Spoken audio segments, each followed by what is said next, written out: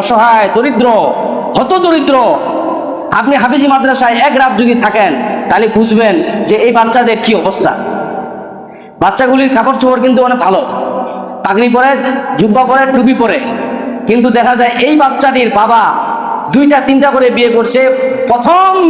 প্রথম স্ত্রীর যে ছেলেটা আছে ওইটাকে তার দ্বিতীয় মা দেখতে পারে না, ওইটাকে লাগাই দিচ্ছে মাদ্রাসায়। এই ধরনের বাচ্চা আমার কাছে 20টা আছে। এখানে যারা 2-3টা বিয়ে করেছেন আপনারা রাগ করবেন না, বিষয়টা আমি খোলাসাভাবে বলছি।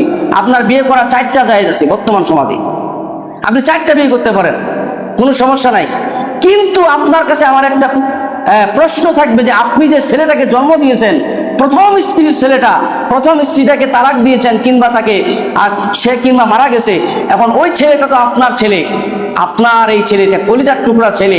আপনি একটা নতুন স্ত্রী পায়, ওই ছেলেটাকে আপনি হাফিজি মাদ্রাসায় দিয়েছেন, 6 মাসে একটা 10টাকে দিয়ে আসেন।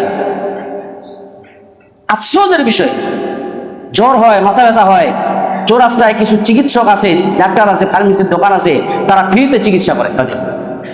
কয় টাকা নিব না, ওদের চেহারার দিকে তাকায়, তাদের কাছে টাকা নেয় না।